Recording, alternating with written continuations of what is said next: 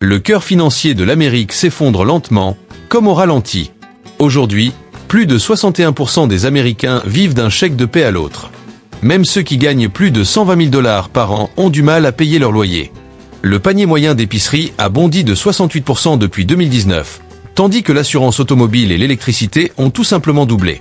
Et les dettes de cartes de crédit viennent d'atteindre un nouveau sommet, 1250 milliards de dollars, avec des taux d'intérêt dépassant 24,5%, du jamais vu dans l'histoire récente. Pendant ce temps, les salaires, eux, n'ont augmenté que de 3%. Autrement dit, un travailleur à plein temps d'aujourd'hui a le même pouvoir d'achat qu'en 1999, mais il fait face à des dépenses dignes d'un scénario dystopique de 2025. Ce n'est plus de l'inflation. C'est une asphyxie économique, maquillée en progrès. Derrière chaque paie, il y a une angoisse silencieuse dont les gens ne parlent plus. Ce qui ressemblait avant à un simple stress financier est devenu un mode de survie permanent. La vérité dérangeante, c'est que la dette a remplacé le revenu comme base du quotidien. Selon des études récentes, 4 travailleurs horaires sur 10 affirment qu'ils considéraient comme un luxe le simple fait de passer 2 semaines sans emprunter d'argent. Ce n'est pas de l'avancement, c'est de la détresse devenue norme. Les gens ne rêvent plus d'épargne, ils prient juste pour garder la tête hors de l'eau. Un salaire de 1200 $ s'évapore avant même d'arriver. 900 partent dans le loyer, 150 dans les factures d'énergie, et le reste dans des courses qui ne tiennent pas jusqu'à la fin de la semaine. Dès que la carte bancaire est passée, le cycle recommence. Découvert, crédit, paiement différé, petits prêts à court terme. Ce ne sont pas des caprices ni de la mauvaise gestion. Ce sont des bouées de sauvetage déguisées en commodité. Et tout cela ne s'est pas produit du jour au lendemain. Depuis des décennies, les salaires stagnent tandis que le coût de la vie grimpe sans répit. Mais aujourd'hui, le fil a cédé. Les Américains ne tirent plus sur leur budget, ils tirent sur le temps. Chaque paie est déjà empruntée à l'avenir.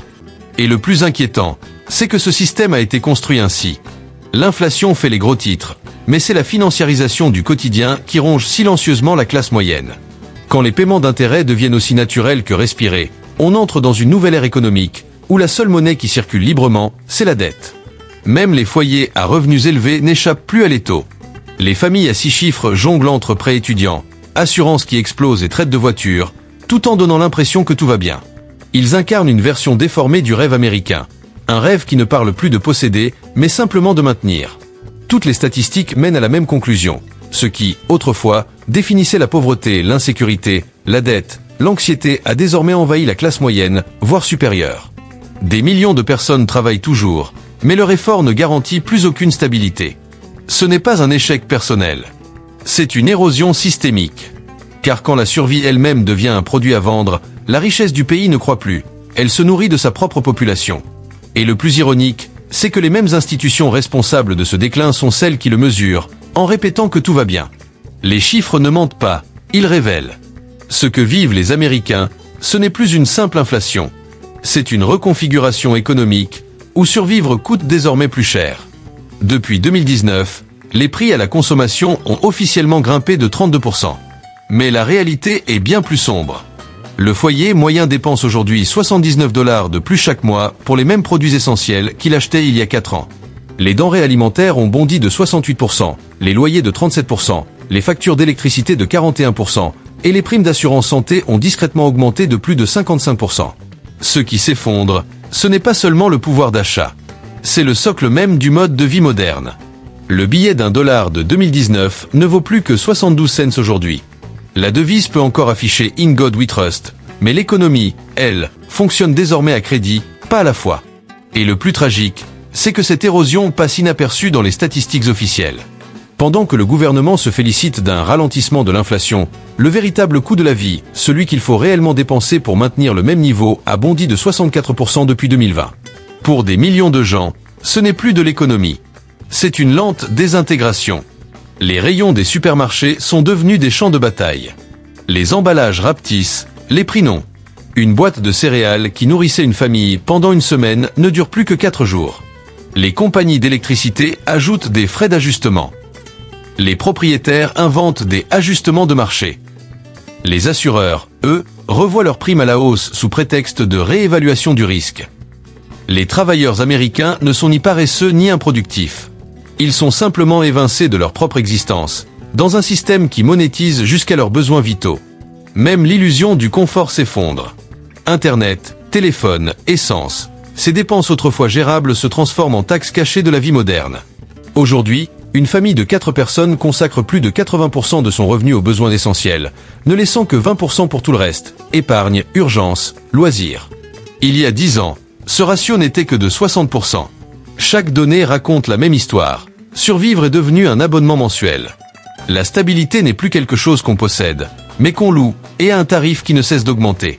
Quand tout, nourriture, logement, santé, éducation devient un produit indexé sur le profit, même la liberté finit par coûter trop cher. Ce n'est pas de l'inflation. C'est une extraction contrôlée du niveau de vie, une lente saignée de la classe moyenne camouflée en croissance économique. Le rêve américain n'a pas disparu. Il a simplement été revendu à un prix inaccessible. Et comme chaque crise a besoin d'un déguisement, celle-ci s'abrite derrière les chiffres. La Réserve fédérale jure que tout est sous contrôle. 2,8% d'inflation, disent-ils, comme si un pourcentage pouvait effacer la panique à la caisse. Mais ce n'est pas une gestion économique. C'est une mise en scène. Les statistiques officielles parlent de moyenne, pas de réalité. Elles compressent la douleur en décimales. La vérité, c'est que l'inflation ressentie par les ménages travailleurs dépasse les 40%.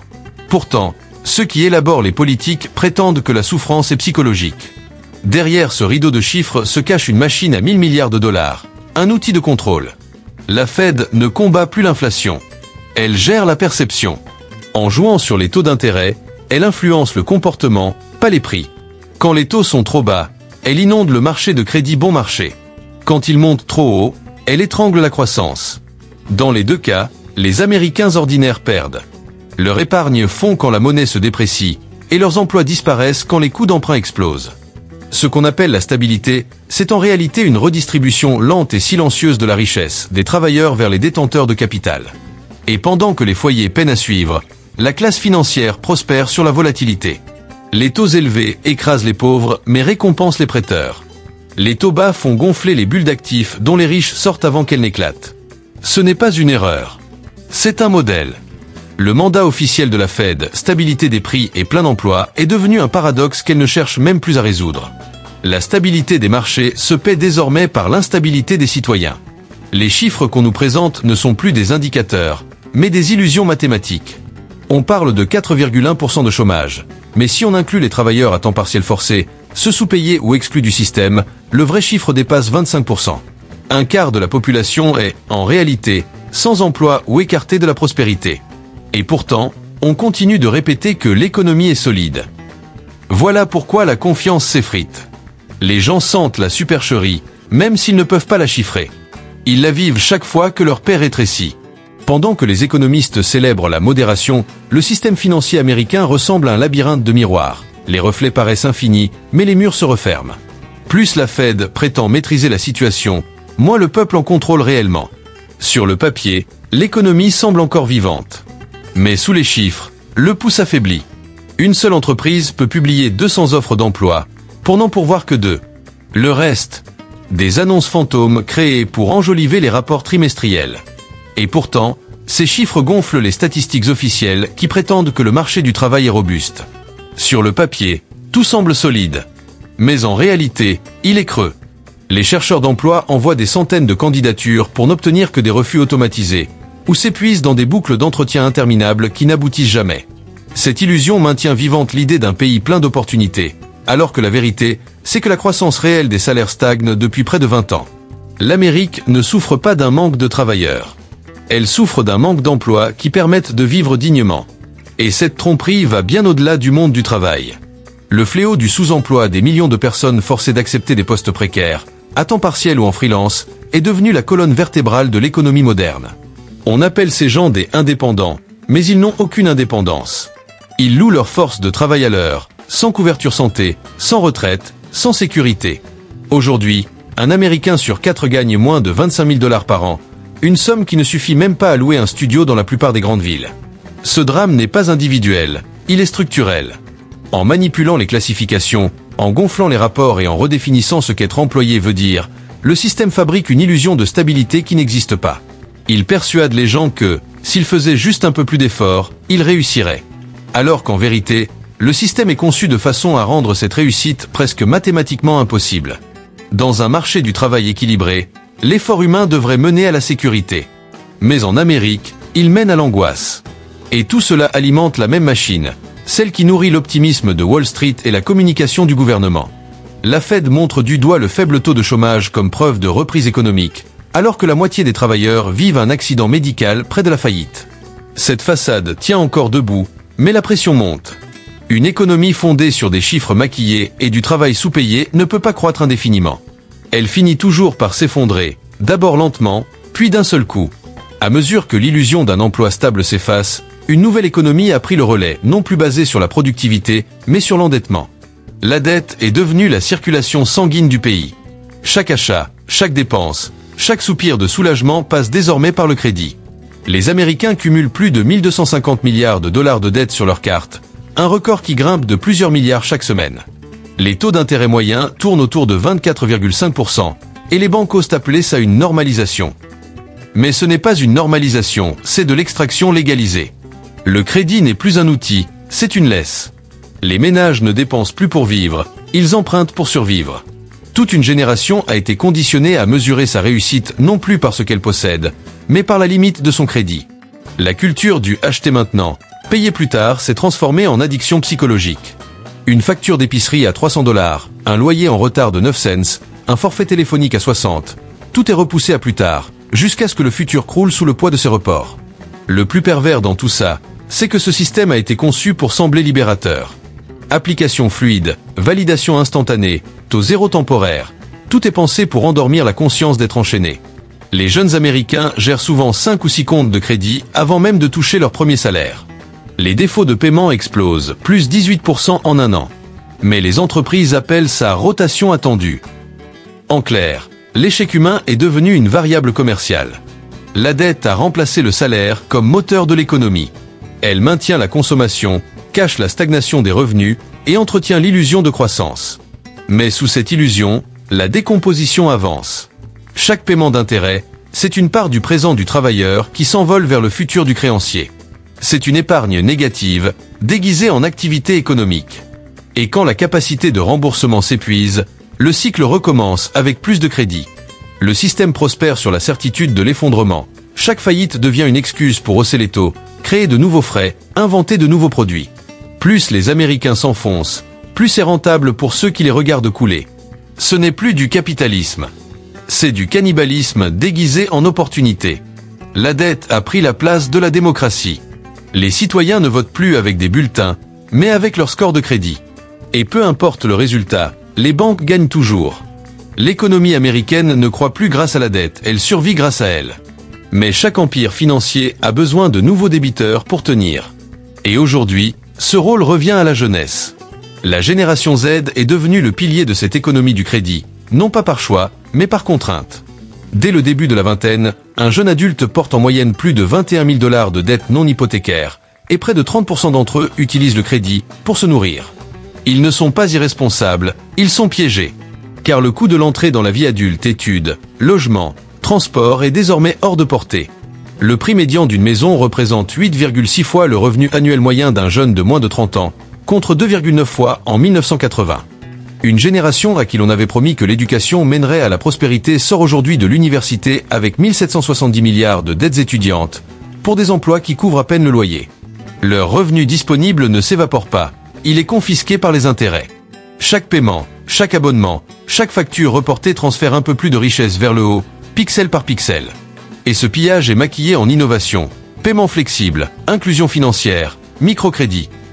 Autant de jolis mots pour désigner une seule et même chose, la dépendance.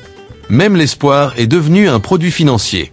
Des applications immobilières proposent désormais d'acheter une maison à plusieurs amis, transformant les relations en contrats hypothécaires. Des employeurs offrent des avances sur salaire via des plateformes, qui ne sont en réalité que des prêts déguisés, en uniforme d'entreprise. Les jeunes ne sont plus des clients, ils sont devenus des garanties vivantes. Le coût psychologique est tout aussi lourd. 63% des jeunes de la génération Z disent ressentir chaque jour de l'anxiété liée à l'argent, un record historique. La peur économique est devenue un état émotionnel permanent. Et ce n'est pas un hasard, c'est une stratégie de contrôle. Des citoyens apeurés ne réclament pas de réforme, ils cherchent juste à survivre. Et plus ils s'agitent pour tenir, plus ils s'enlisent. Cette expérience générationnelle n'a qu'un but, la soumission continue. Quand le coût de vivre dépasse la récompense du travail, la révolte devient impossible. Les millénials ont retardé la richesse. La génération Z, elle, risque de ne jamais l'avoir. C'est la première génération à hériter d'un pays plus riche sur le papier, mais plus pauvre dans ses promesses. Le piège de la dette qui a avalé leurs parents s'est transformé en un système de capture totale, numérique, émotionnel et générationnel. Et comme on l'a vu, ce n'est pas un accident de gestion. C'est la suite logique d'un modèle d'extraction. Quand les jeunes ne peuvent plus construire, les anciens peuvent continuer à vendre. L'économie américaine ne récompense plus la jeunesse. Elle monétise son avenir. Et le schéma est évident. Toutes les civilisations qui perdent la maîtrise de leur monnaie perdent ensuite la maîtrise de leur vérité. L'Amérique répète aujourd'hui le cycle inflationniste qu'il a presque brisé il y a 50 ans, sauf qu'à présent, l'échelle est explosive. Dans les années 1970, l'inflation avait culminé à près de 13%, avant de retomber, puis de repartir de plus belle, déclenchant une récession brutale. Ce même mécanisme se réveille discrètement aujourd'hui. On a connu la première vague entre 2021 et 2022, quand les prix ont bondi de près de 9%.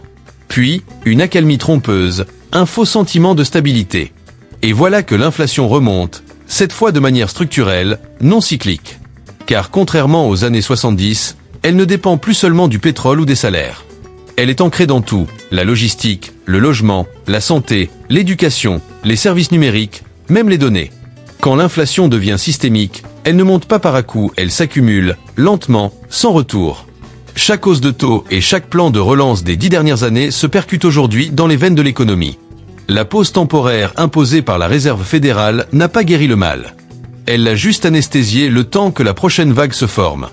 Et celle-ci sera plus violente, car le système est plus fragile. Dans les années 70, l'Amérique avait encore son industrie, une démographie en croissance et un excédent commercial. Aujourd'hui, elle traîne une dette publique de 38 000 milliards, une productivité en berne et une économie de consommation suspendue au crédit. On ne combat pas l'inflation avec des taux d'intérêt quand tout le pays dépend de l'endettement. Chaque point de pourcentage ajouté au taux d'intérêt coûte désormais des centaines de milliards de dollars aux contribuables. C'est un cercle vicieux. Défendre la monnaie revient désormais à creuser sa propre tombe financière. Et à mesure que l'inflation s'emballe, l'illusion de prospérité se désagrège. Quand les prix grimpent plus vite que les salaires, et que le dollar perd de sa valeur face aux biens plutôt qu'aux devises, l'inflation cesse d'être un simple phénomène économique. Elle devient une arme politique. Elle sape la confiance, divise les institutions et nourrit la colère populaire. Ce n'est plus seulement une erreur de gestion, c'est un désespoir collectif organisé. Le plus tragique, c'est que cette crise n'a rien d'imprévisible. Elle suit un scénario que l'histoire a déjà raconté. Chaque statistique, chaque décision politique, chaque flambée boursière trace la même courbe qu'on croyait révolue. Les années 1970 s'étaient achevées sur la stagflation et la récession. Cette fois, le choc sera encore plus brutal, car il n'existe plus d'industrie solide sur laquelle retomber, seulement la dette, la spéculation et le déni. Et chaque phase de déni finit toujours de la même façon, par une confrontation inévitable avec la réalité. Les États-Unis sont désormais entrés dans une ère où les mathématiques, non la politique, décident de leur avenir. Les signes ne sont pas théoriques, ils sont comptables. L'endettement total des ménages dépasse désormais les 18 400 milliards de dollars. Et pour la première fois, plus de 60% des détenteurs de crédit sont en retard de paiement ou ne versent que le minimum mensuel. Ce n'est pas un problème de crédit, mais un défaut généralisé qui s'installe lentement. Le système se fissure de l'intérieur, pendant que les responsables parlent encore de résilience. La dette est devenue le véritable moteur du modèle économique américain. L'État s'endette pour continuer à dépenser. Les entreprises s'endettent pour racheter leurs propres actions. Les consommateurs, eux, s'endettent pour acheter du temps. Chaque couche de dette alimente la suivante, créant une illusion de mouvement alors que tout s'enlise. C'est une économie circulaire d'épuisement, de l'argent emprunté, dépensé, puis recyclé dans une structure déjà en ruine. Ce que nous vivons, ce n'est pas simplement une inflation ou une récession isolée, mais la fusion des deux, une spirale de stagflation nourrie par la peur, la manipulation des données et l'aveuglement institutionnel. Les fissures s'élargissent dans tous les secteurs. Les retards de paiement sur les cartes de crédit ont bondi de 54% en un an. Les défauts sur les prêts automobiles atteignent leur plus haut niveau depuis 2009. Les faillites d'entreprises ont grimpé de 41% en 12 mois. Pendant ce temps, le taux d'épargne des ménages s'effondre à 3,6%, l'un des plus faibles jamais enregistrés. Ce n'est pas une reprise, c'est une hémorragie. L'économie ne se développe plus, elle consomme ses dernières réserves, la confiance, la force de travail et la liquidité. Et plus la machine s'emballe, plus la marge de manœuvre de la Fed disparaît. Baisser les taux relance l'inflation. Les augmenter déclenche le chômage. Dans les deux cas, la chute s'accélère. Le système a été conçu de telle façon que chaque remède aggrave la maladie. Chaque plan de sauvetage, chaque relance, chaque injection de capitaux rajoute simplement de l'huile sur le feu. Lorsqu'une société fonde sa richesse sur le crédit plutôt que sur la production, l'effondrement n'est plus un accident, c'est une mécanique. La question n'est plus de savoir si le système va s'écrouler, mais comment la chute sera gérée. L'histoire ne se répète pas, elle s'ajuste. La prochaine crise ne ressemblera pas à celle de 2008. Elle prendra la forme d'une paralysie, une croissance illusoire, une richesse fictive et des dirigeants déconnectés de la réalité. L'économie américaine a atteint sa vitesse terminale, et cette fois, le sol n'est plus une métaphore. Ce qui se joue aux États-Unis n'est plus une simple histoire de finance, c'est une histoire humaine. Le système qui promettait autrefois la prospérité ne récompense plus que la résistance. Autrefois, le travail acharné menait à la stabilité. Aujourd'hui, il ne sert qu'à retarder l'inévitable. Les salaires stagnent, les prix explosent, et la dette est devenue l'identité nationale. Chaque dollar emprunté, c'est un jour de plus volé au futur, à l'espoir, à la sérénité. Mais derrière ces chiffres se cache une vérité bien plus sombre. Un pays qui s'est habitué à la normale. La classe moyenne s'effrite, pendant que les dirigeants se félicitent des chiffres de croissance. Les banques annoncent des bénéfices records alors que des millions d'Américains repoussent leurs loyers ou rationnent leurs médicaments. L'apparence de force a remplacé la force elle-même. Ce qui se déroule aujourd'hui n'est pas qu'un ajustement économique, c'est un avertissement moral. Aucune nation ne peut survivre quand vivre devient un luxe. Et si cette trajectoire persiste, l'Amérique n'exportera plus la liberté ni l'innovation, mais la dette. Alors, mieux vaut se préparer, se protéger, et surtout, ouvrir les yeux. Car quand la survie devient un privilège, la lucidité devient une forme de résistance. La vérité dérange, mais elle est vitale. Les 10 prochaines années détermineront si les Américains reprennent le contrôle de leur destin, ou s'ils deviennent à jamais les locataires de leur propre économie.